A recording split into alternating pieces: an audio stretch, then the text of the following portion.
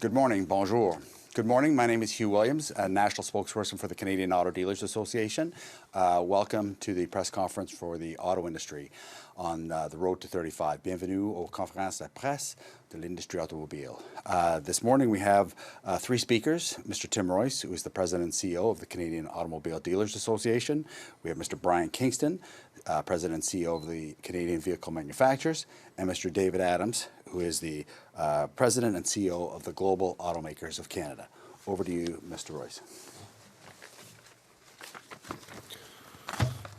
Good morning. Our over 3,200 members sell and service all kinds of vehicles in nearly every community in Canada and collectively employ over 178,000 people. Thank you for joining us this morning for the launch of Countdown to 2035.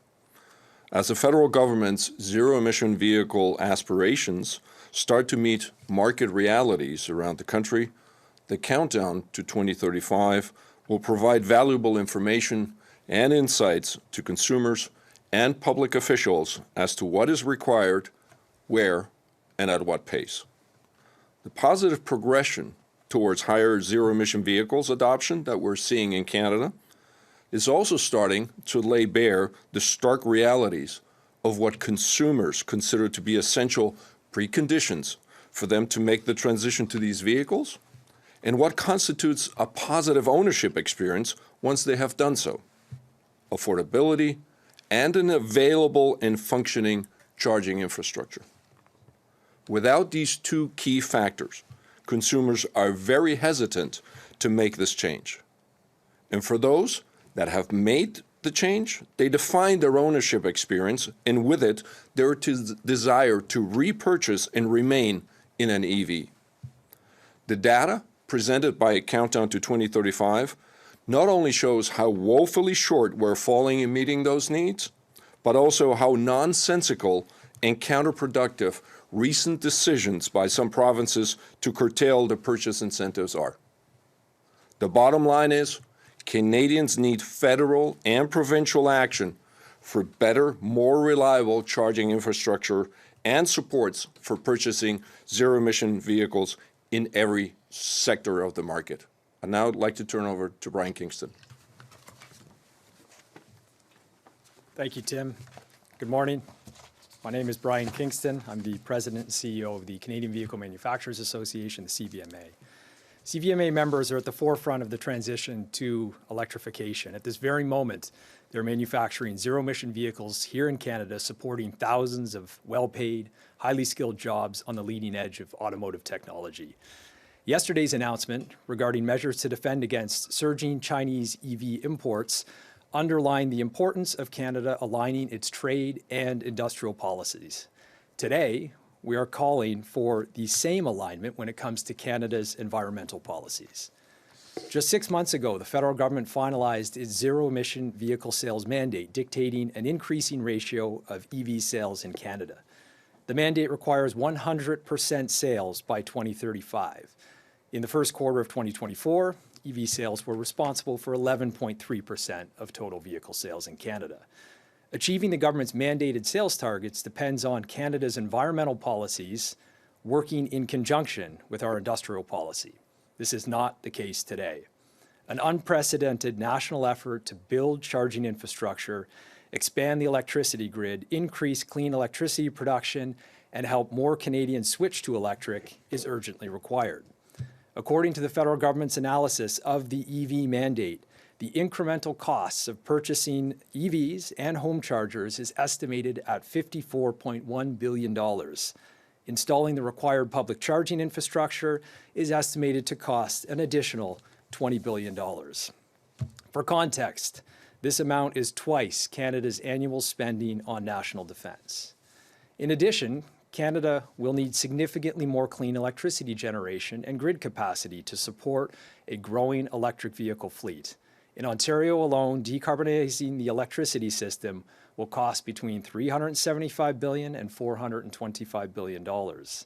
According to a BCG study, utilities will need to invest between $1,700 and $5,800 for every electric vehicle added to the vehicle fleet. These are eye-watering figures that have not been budgeted or planned for in the development of the federal mandate. The countdown to 2035 unveiled today illustrates how little time we have to prepare for an all-electric vehicle fleet. If there is any hope of meeting the mandated sales targets established by the government, urgent action is required now to put Canada on the path to widespread zero-emission vehicle adoption. Thank you, and I'll now turn it over to David Adams. Thanks very much, Brian. My name is David Adams. I'm the president and CEO of the Global Automakers of Canada.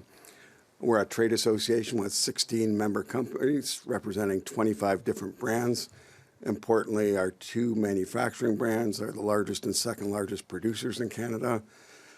Our members, Honda and Toyota and VW, actually also represent the most significant auto investments in the Canadian marketplace, with Honda's recent $15 billion announcement to switch over not only their production facility, but their whole ecosystem to support electric vehicles, and Volkswagen building their battery plant down in St. Thomas, Ontario. As my colleagues have pointed out, much is riding on this transition. There is clearly no turning back at this point in time. Global automakers have invested $1.3 trillion to the transition to electrified vehicles. The die is cast, and we need to figure out how we're going to make that transition. The transition will not be smooth by any means. It's going to be bumpy, and will be made much more difficult for not only the industry, but more importantly for consumers considering that transition if key factors, such as my colleagues have outlined, are not in place. Available, reliable, visible charging infrastructure, as Tim and Brian have noted, and reliable, predictable purchase incentives until such time as there's cost parity between electric vehicles and their internal combustion equivalents.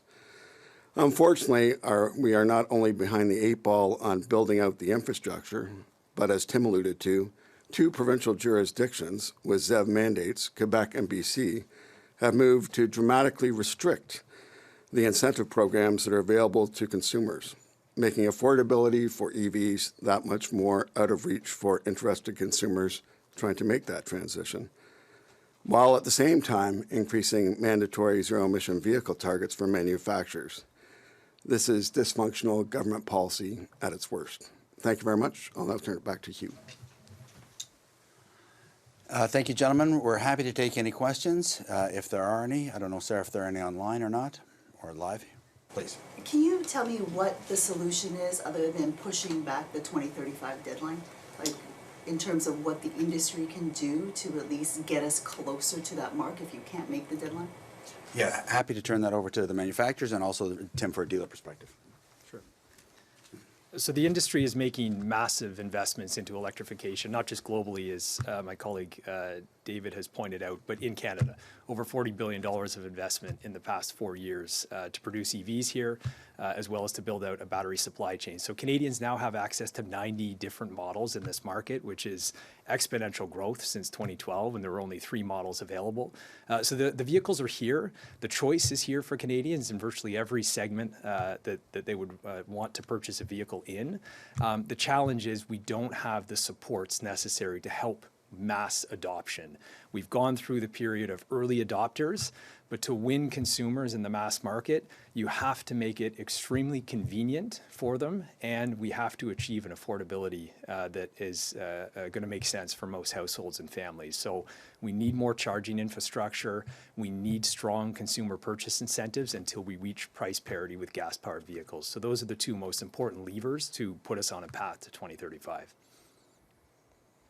Do you, in terms of those consumer incentives, other than you're talking, you would like more government subsidies for individuals to switch over?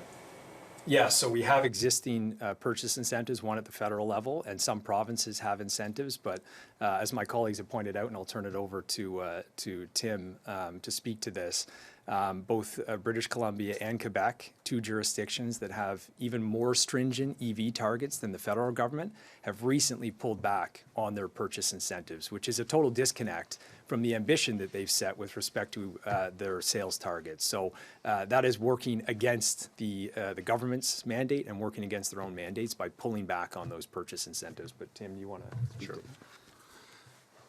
From our perspective, we would urge all governments, provincial and federal, to put the consumer at the center of their considerations. By the way, also their voters.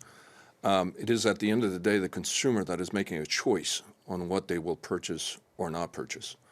And if we're not able to meet their necessities and their requirements in their communities and their environment, we will not be successful on the transition to 2035.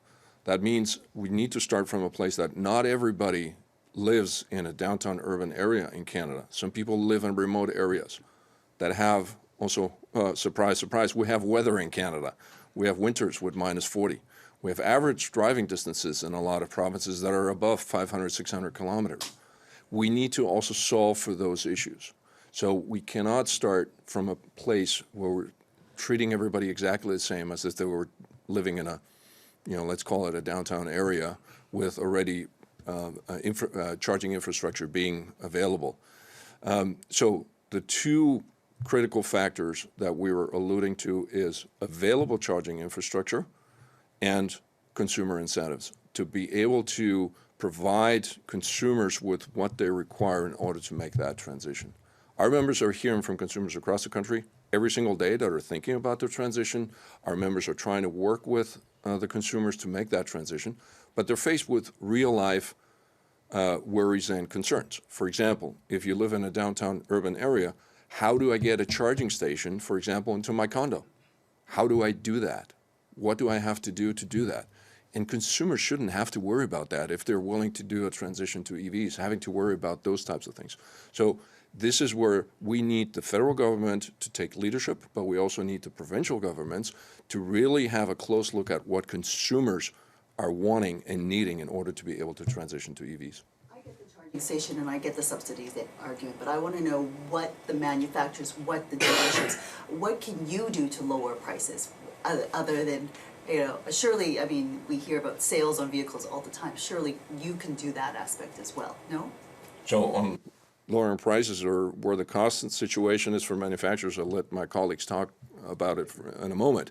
What I can say is that our members, dealers across the country, have started an investment path at their facilities on charging infrastructure, on training, on special tools for the EV transition that will eclipse over $1.5 billion in the next 5 years. This is the investment our members are making every day on installing also public-facing charging infrastructure at their dealerships, in training their personnel to be ready for this transition, in having the special tools that they will require in their workshops, changing at a lot of times concrete examples, hoists in their service areas. EVs are a lot heavier. They need different lifts in order to be worked on. All of those things, our members are already and have investing and will continue to invest in going forward. As to the manufacturers, I'll let Brian, David. Yeah, maybe with respect to the manufacturers, what more can they do? And really the reality of prices coming down for EVs has, most people think it's the battery. The battery is a significant consideration because it still makes up probably 30–40% of the cost of the vehicle. However, where you're going to get real cost savings is when you get production efficiency, so scale in production runs, and that's not going to happen for a while until the EV production starts to scale up, and then you'll see vehicles starting to come down the cost curve then. In terms of other things that manufacturers can do, and some of the things that we are looking at, and I think Tim alluded to them as well, is it's not just asking for things, it's things that we can do as well. And things that we can do are things like the education, the training, making sure that technicians are trained and capable to service and repair EVs when they have to. So we consider that as part of the role that we're undertaking as well. Other questions? Any questions online? Thank you for those questions. Yes. Merci. This concludes the press conference. Merci beaucoup. Thank you for the press conference. After you, gentlemen. Thank you.